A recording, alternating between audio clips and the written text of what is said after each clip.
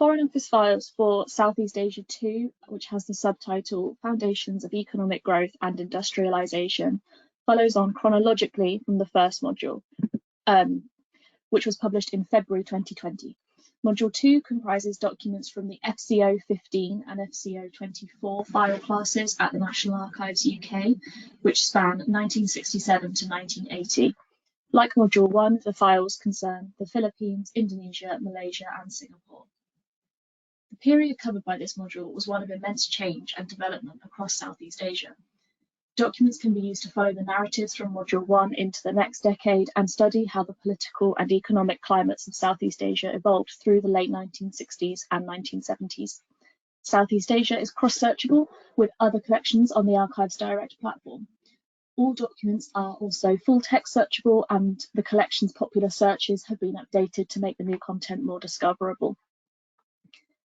Events of the decades covered by this collection occurred against a backdrop of the British decision in 1967 to withdraw its armed forces from military bases in Southeast Asia by 1971.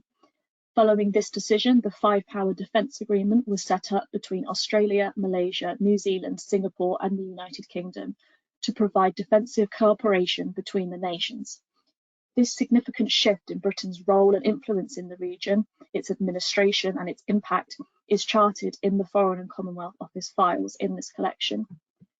The period covered by this module also saw the foundation of the Association of Southeast Asian Nations, a union which promotes economic growth in the region, as well as external relations and globalization.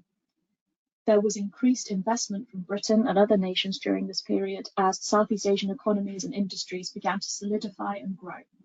The British government's perspective on and involvement in these investment schemes features in a number of documents in this module.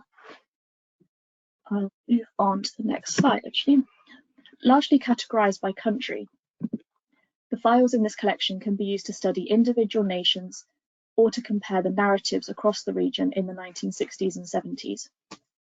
Documents relating to the Philippines extensively discuss evolving British responses to Ferdinand Marcos's presidency and the impact of his imposition of martial law on the country in 1972, as well as political relations between the Philippines and neighbouring countries.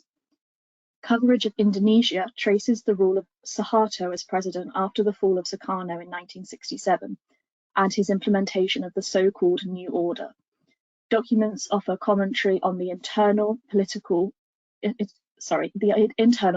economic situation of the country, the status of UK aid in Indonesia, the invasion of East Timor in 1975, and cases of political detainees under Suharto. Documents relating to Malaysia chart the continuation of tension over its independence, as well as ongoing issues with race relations and rising concerns over communism in the nation.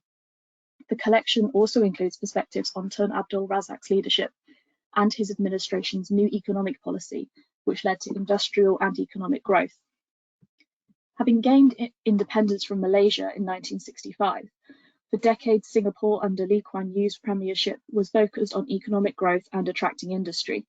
In the period covered by this resource, the nation received significant foreign investment and was able to capitalise on its port system and advantageous location to produce year-on-year growth in GDP.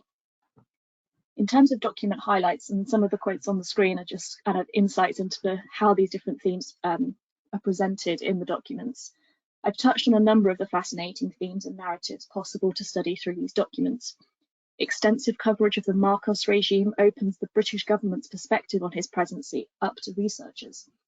A number of documents also offer commentary on changing political relations between Southeast Asian nations and other countries, including the UK, USSR, and United States. Although focused on one geographic area, therefore, the collection aids researchers studying how the place of Southeast Asia was changing on a global scale. Another important area to be examined within these documents is the British withdrawal from Southeast Asia, its mechanics and its impact. As legacies of empire are more closely studied, these documents offer researchers a lens through which to consider the changing role of Britain across the world in the 20th century.